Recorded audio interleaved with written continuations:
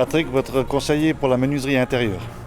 Construction, aménagement, génie bois, une équipe de pros. 31% des accidents du quotidien ont diverses origines. Assurance accident de la vie, la sécurité par tous les temps.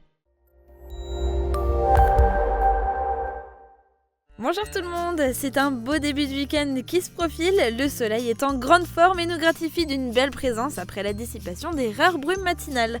Les températures font le grand écart entre la fraîcheur du matin et la chaleur modérée de l'après-midi, avec des minimales de 5 à 10 degrés, mais des maximales en légère hausse qui se hissent jusqu'à 21 à 24 degrés l'après-midi. Demain nous serons le samedi 24 septembre et nous fêtons les Tecles. Le soleil nous accompagnera de 7h22 à 19h24. Je vous souhaite à tous une excellente journée, à très bientôt.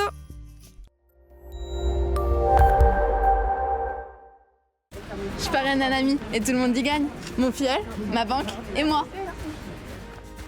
Au Crédit Mutuel, un client satisfait rayonne. Avec Aviva, ne rêvez plus. Cuisinez. Invitez votre famille, vos amis. Aviva, la cuisine qui vous va.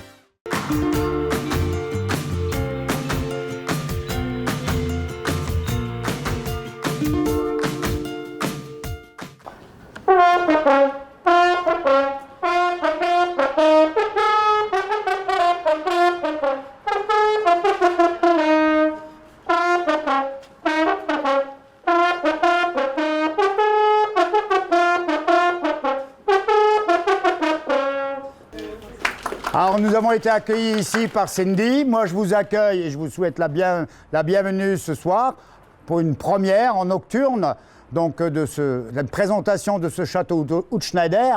Moi je m'appelle Frédéric, je suis guide animateur du patrimoine ici à l'office de tourisme et on vous accueille ici au corps de chasse. Pourquoi ? Tout simplement, vous êtes ici proche de ces bâtiments annexes du château, mais on va dire presque hôteliers. Mais hôteliers pour qui ? Hôteliers pour les chevaux.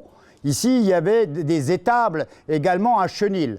Il faut savoir que la famille Hutschneider adorait les chevaux et surtout, il les bichonnait, il les soignait. C'était des chevaux de course qui faisaient courir. Nous sommes en l'époque 1900, donc on les faisait courir, bien sûr, à l'époque allemande, à Baden-Baden et même à Berlin.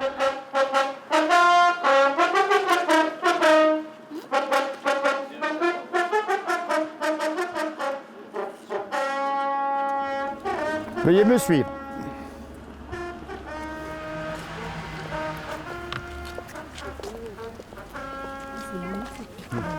Elle vous plaît la présentation? Ah, voilà. On ne voulait pas vous faire venir pour rien. Vous n'avez pas fini, vous êtes étonné. J'espère, on va vous surprendre encore un peu. Donc voilà, en bas, vous avez compris qu'on essaiera ce soir de vous présenter un peu le patrimoine différent. Donc le château en lui-même, donc ce soir, est illuminé.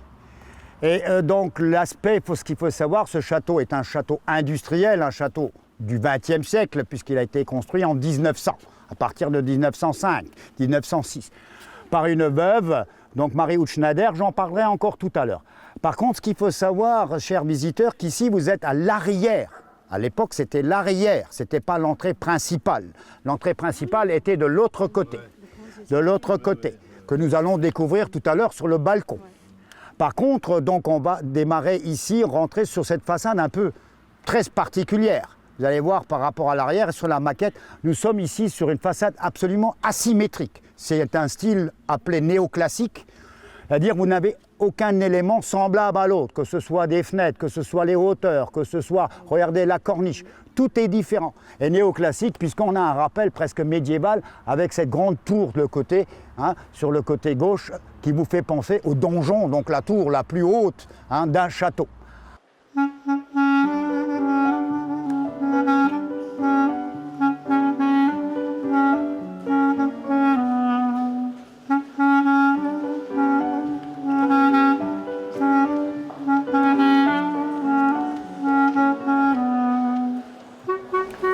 S'il vous plaît.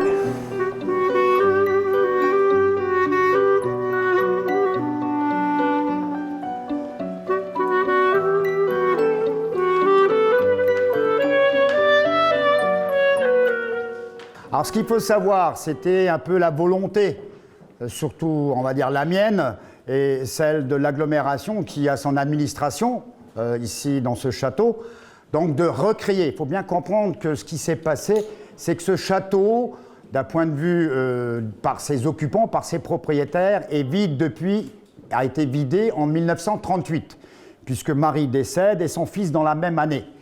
Et pour les plus anciens, savent qu'à partir de 1939, on a évacué les habitants de Sarreguemines, sont arrivés les Allemands. Après les Allemands, il y a eu énormément de choses, que j'en reparlerai tout à l'heure. Donc il n'y a plus jamais eu, ici, dans cette pièce, qui est le salon d'honneur sur votre fiche, mais qui est en fin de compte la salle à manger. Ça a toujours été la salle à manger d'honneur ici. Donc c'est la première fois depuis, on va dire 1938, qu'à nouveau, nous avons essayé de restituer une salle à manger complète pour 6 personnes avec un beau service, le service papillon. Pour une fois, on n'a pas osé, je n'ai pas voulu mettre l'Aubernais, puisque le papillon est vraiment quelque chose de merveilleux. Et donc, pour rester en respect avec la nature ici. Là, nous voyons ce que je vous expliquais tout à l'heure, cette forme asymétrique, complète, avec un corps de garde, avec cette tour, une autre tour qui est en fin de compte l'entrée du personnel. Et venez par ici, regardez voir. Ne soyez pas choqués, la différence, c'est la vue arrière. Nous avons une symétrie parfaite, à 100%. Regardez, personne ne le remarque, on passe toujours devant cette bâtisse, et en fin de compte, il y a un pilier en face. Il y a des choses complètement différentes, là les architectes se sont vraiment fait plaisir.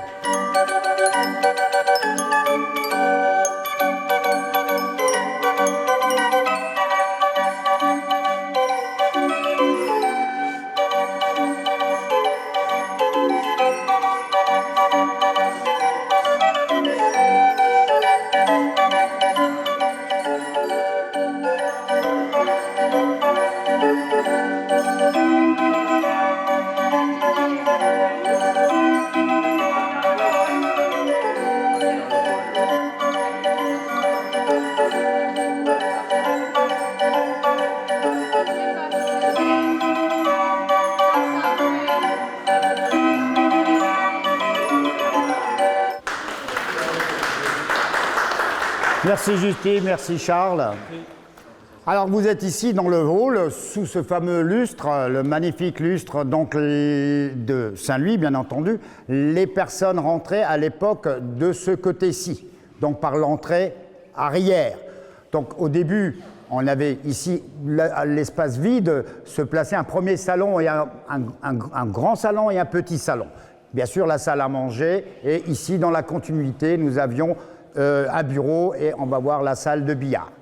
Alors, justement, donc ici, les gens n'avaient pas forcément accès. Par contre, Marie, c'est ici, elle était une très grande amateur d'art, de danse, de musique. C'est ici que se passaient les différentes soirées, les soirées mondaines, les soirées bourgeoises, et même sous l'époque, dans les années 60, sous l'époque de Piron, de Marcel Piron, également ici, les fêtes de fin d'année, les banquets, les remises de médailles se faisaient ici.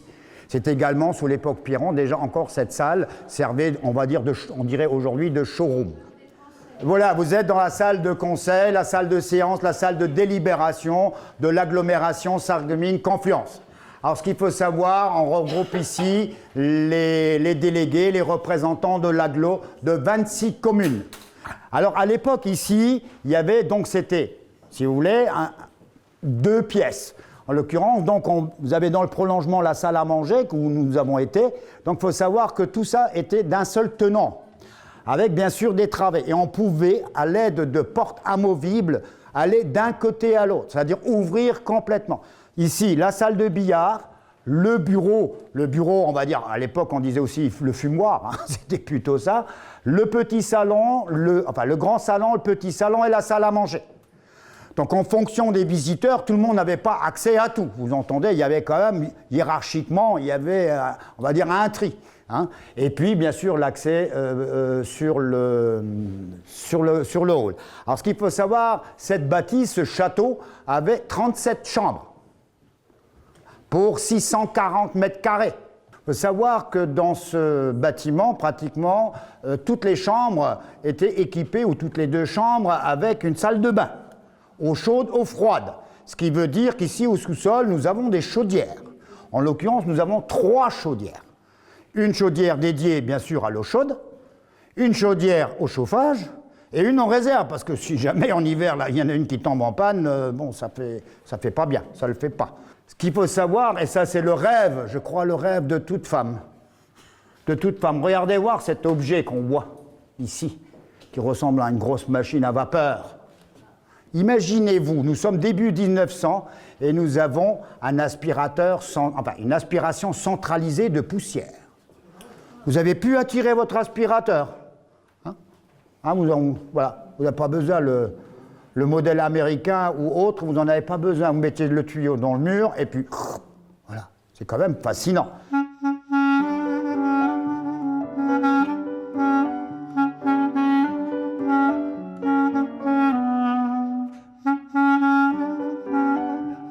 Donc vous êtes ici dans le bureau du président de l'agglomération, M. Roth. Donc voilà son bureau, vous voyez que c'est pas non plus, il n'y a pas d'extravagance dans le bureau du président. Faut quand même laisser, il est très très modeste. Et donc à l'époque, c'était la chambre à coucher de la propriétaire, donc de Marie. Marie Hutschneider, bon, il faut savoir qu'elle est malheureusement, déjà quand elle fait construire ce château, elle est veuve. Elle est veuve à 38 ans, mais elle fait malgré tout construire ce château qui devait probablement être leur projet de couple. Donc elle construit, elle est également héritière d'une famille, c'est Sornplopsheim, d'une riche famille banquière.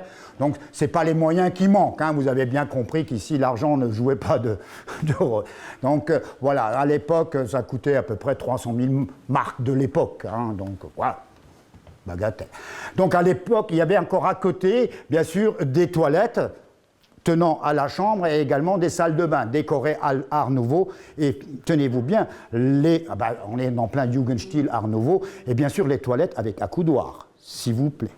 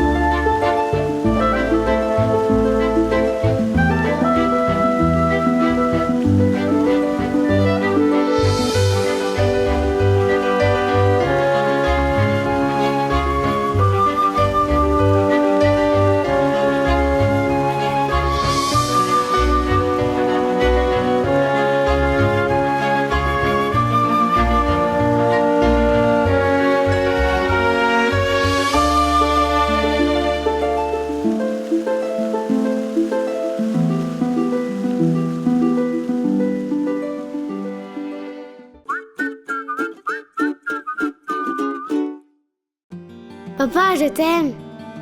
Papa, tu m'emmènes au foot? Papa, t'es devenu papy. Salut papy.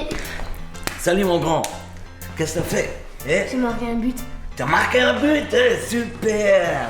Un appareillage auditif adapté permet de ne pas vous couper du monde. Réagissez et faites confiance aux professionnels de la passion de l'audition.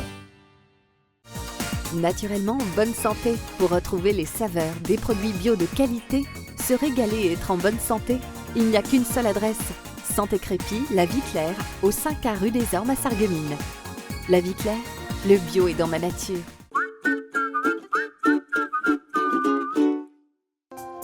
Transport, matériel médical, aide à domicile. AVS Santé, notre métier, vous accompagner. Comblez votre désir de ranger. Pratique et esthétique, le sur-mesure Firsch Menuiserie.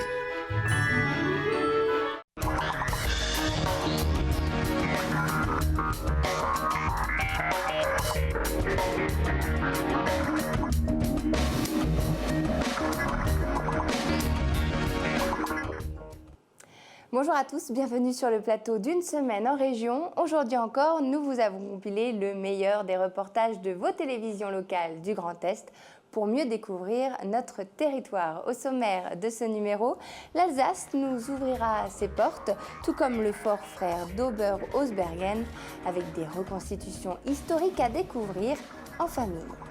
Encore une visite insolite au carreau Vindel. Cette fois-ci, art et histoire seront au programme à Petite-Rosselle, en Moselle. Du sport et de la folie, c'est le fou mélange que proposait l'Infernal Run des Vosges qui accueillait cette année 1500 participants surexcités. Je vous propose maintenant de partir en Alsace, où poilus de la Première Guerre mondiale, infirmières de la Seconde, Français, Allemands ou encore Américains, ils étaient nombreux au Fort Frères d'Ober-Rosbergen pour des reconstitutions historiques. Un instant pour se replonger dans le quotidien des troupes lors des conflits du XXe siècle. Un fort à visiter en famille tout au long de l'année qu'Alsace 20 nous présente.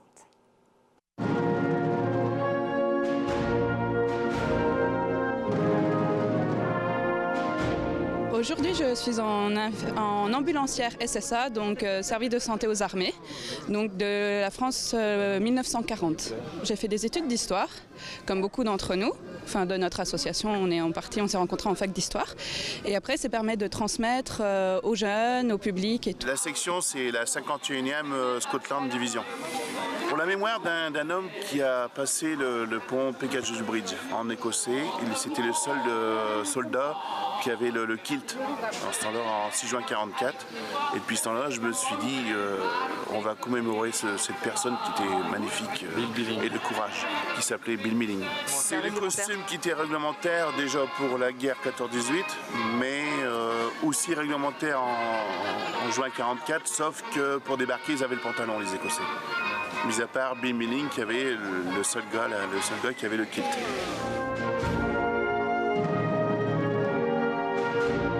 C'est un fort qui a été construit après la guerre de 1870, donc à l'époque du Reichsland Elsass-Lothringen, par l'armée prussienne, l'armée allemande.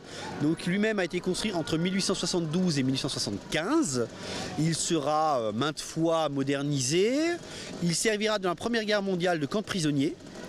En 1918, l'Alsace étant redevenue française, il est débaptisé et prend le nom de fort du maréchal Pétain, le héros de Verdun à l'époque. En 1940, il sert à nouveau de casernement pour des unités françaises, bac les dents. Et les Allemands qui le récupèrent lui redonnent son nom d'origine, Großherzog von Baden, grand-duc de Bade. Il sert à nouveau de camp de prisonniers pendant la Deuxième Guerre mondiale. Et après la Seconde Guerre mondiale, ce fort, c'est d'ailleurs le seul de Strasbourg, va prendre un troisième nom, qui est son nom actuel, qui est Fort Frères, Fort Aubert-Frères. C'était le gouverneur militaire de Strasbourg en 1939. Comme ce fort a une histoire qui couvre la période de 1870 à 1945, on oublie la période d'après-guerre, et bien justement, toutes ces périodes représentées ici ont leur place dans ce fort, puisque ce fort a hébergé des troupes impériales allemandes, des troupes françaises de l'entre-deux-guerres, des poilus déjà dans les années 20, puis plus tard des hommes de la ligne Maginot, et aussi des GI américains à Noël 1944, avant qu'ils poursuivent l'invasion d'Allemagne. Ça devient une histoire palpable. Ce n'est pas une histoire abstraite qui serait comme ça enseignée ex cathedra, comme on le ferait par exemple dans l'amphithéâtre de l'université. Ça devient pour le public, pour le grand public surtout, le public familial, notamment les enfants, une histoire préhensible effectivement, où on peut comprendre quels étaient les équipements de ces hommes, quelle était leur vie, et notamment pour les soldats allemands de la Première Guerre mondiale, eh bien c'était la guerre qu'ont fait nos grands-parents en tant qu'Alsaciens. Donc c'est un condensé finalement d'histoire militaire, mais aussi d'histoire de l'Alsace. Restons dans le monde culturel de la région. C'est une rencontre entre anciens mineurs et comédiens amateurs et professionnels de la compagnie La Chose Publique qu'est né le spectacle La Reine des Tréfonds. Une visite théâtralisée, une manière insolite de découvrir le musée de la mine de Petite-Rosselle. La troupe était en répétition cette semaine et TV8 nous en rapporte quelques images. Non, c'est pas fini. Ça commence. Ma vie de mineur commence. Trop tard pour faire marche arrière. C'est une plongée dans la vie du mineur que nous propose la compagnie La Chose Publique. Le spectacle est intitulé La Reine des Tréfonds et réunit comédiens professionnels, amateurs et anciens mineurs pour une visite insolite du musée de la mine de Petite-Rosselle.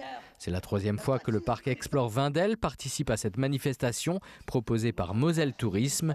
À partir d'une anecdote, l'auteur, Carole Prieur, a imaginé une histoire de mineurs. Marielle Duru, la mise en scène de cette visite théâtralisée du musée, inédite. Le public pourra la vivre durant 3 week-ends. Alors attendez, non, il faudrait, en fait le problème c'est qu'il faut que vous vous soyez déplacé juste avant.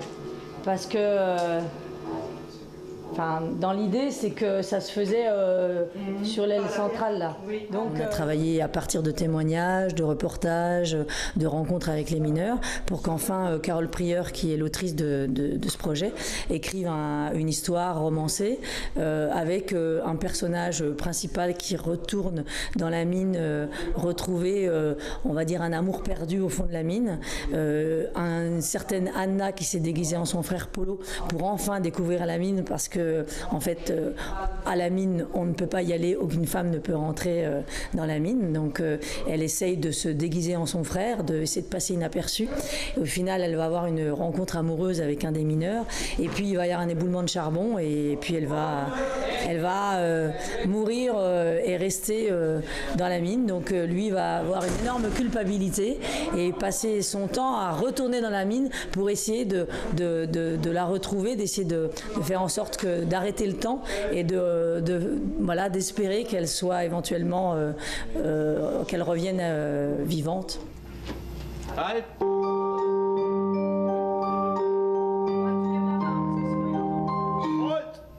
Eh, c'est l'heure du briquet là, hein.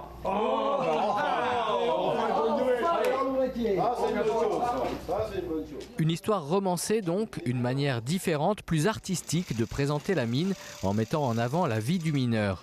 La visite sera un peu plus courte qu'une visite traditionnelle, avec un parcours légèrement raccourci pour rester en rapport avec l'histoire. Le public suivra la troupe de comédiens et de musiciens à travers les galeries obscures pendant 1h15. Je pense que c'est vraiment intéressant parce que ça permet d'être dans quelque chose qui est romancé, en même temps où on rencontre la vie des mineurs avec le côté, pas seulement le côté technique, mais aussi le côté affectif, le rapport à la famille, le rapport entre eux, entre les mineurs, comment ils pouvaient un peu être au jour et quand ils étaient en bas. Les répétitions se poursuivent jusqu'à dimanche 15h pour la première représentation. Une autre suivra à 16h45. Les prochains rendez-vous, notez-les, le dimanche 25 septembre et le 2 octobre pour de nouvelles visites insolites. Plus de renseignements sur le www.musée-les-mineurs.fr. La direction Saint-Nabord dans les Vosges qui accueillait l'Infernal Run, une course qui a un seul mot d'ordre, le fun. 1500 volontaires ont sué à grosses gouttes, escaladé des murs de bottes de paille et bien sûr rampé dans la boue. Le départ s'est fait de jour cette année pour mieux admirer les costumes des participants gonflés à bloc pour affronter les différents obstacles et la grosse ambiance. Reportage Vosges Télévisions. Yeah! Vamos a bailar.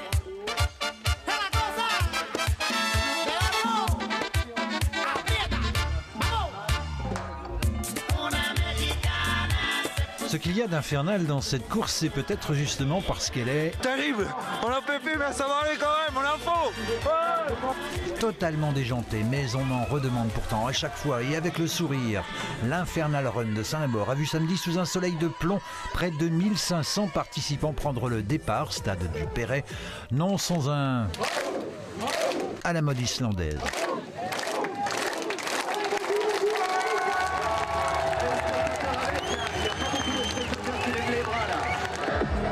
8,5 km de délire total, parsemé de plus d'une vingtaine d'obstacles. Passer la forêt et les bottes de paille, les choses sérieuses allaient enfin pouvoir commencer.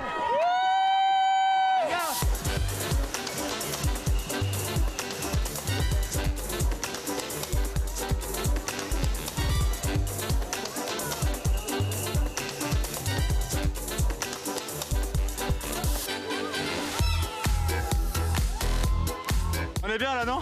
Un peu dur ou pas? Non, ça va. Ouais. Il reste encore 4 km, hein. Donc on va y aller. Est-ce que vous attendiez à ce que ce soit si physique? Non, pas tout à fait. Pas trop dur? Un peu aussi. Est-ce que vous attendiez à ce que ce soit si dur? Pas spécialement, non. Vous vous attendiez à rien en fait? Non, rien. Moi je suis venue pour le fun et c'est tout.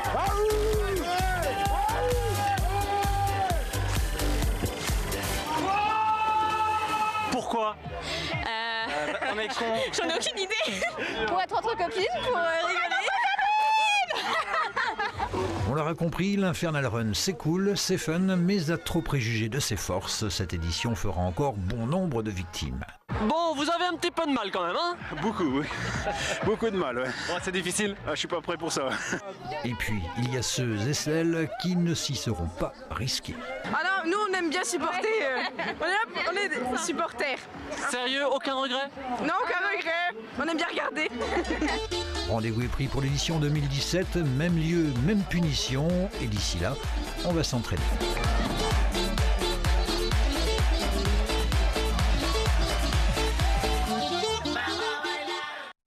Et pour finir, je vous propose de revenir sur un bel événement de l'association Falcon Temporis qui a organisé pour la première fois le week-end dernier à Réméréville en Meurthe-et-Moselle, une journée spéciale sur le thème des animaux et des hommes, toute une histoire. Le public a pu découvrir la rencontre inédite du loup, du cheval et du rapace, 3 animaux qui ont cohabité pendant des siècles avec l'homme. Tout au long de la journée, de nombreuses animations ont été proposées aux visiteurs, jonglerie, jeux de société, cuisine médiévale et tir à l'arc. Reportage signé Maï Lorraine.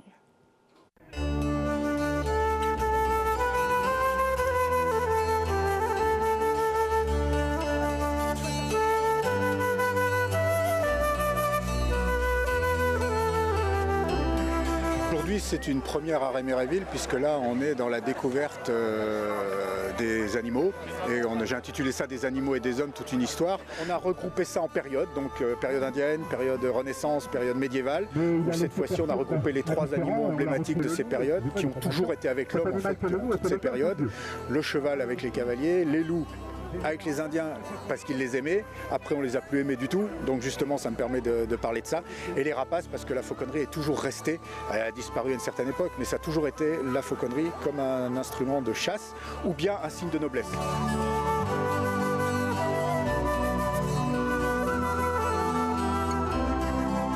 L'objectif du spectacle, c'était surtout de dire que l'homme peut vivre avec l'animal sans problème.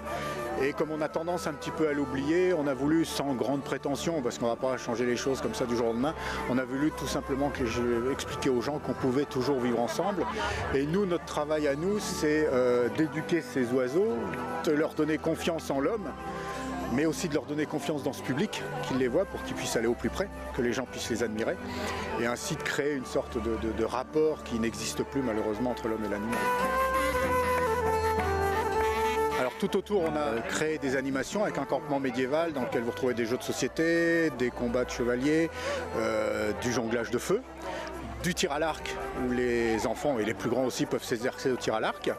Et puis donc d'une avec les animaux, vous avez des séances photos, c'est-à-dire que là les gens peuvent poser, faire une photo souvenir. La fauconnerie, c'est vieux de plus de 4000 ans maintenant. On fait perdurer justement cet art qui a été reconnu en 2010 par l'UNESCO au patrimoine immatériel de l'humanité. Et justement, ça, c'est quelque chose qui se perd. On n'est plus beaucoup en France à avoir cette passion.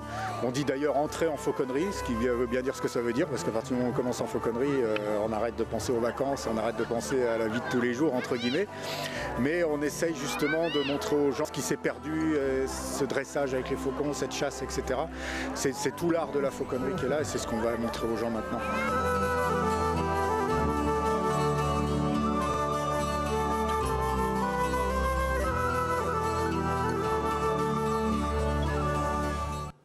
Une semaine en région, c'est déjà terminé. Merci à tous pour votre fidélité. On se donne rendez-vous la semaine prochaine. En attendant, portez-vous bien.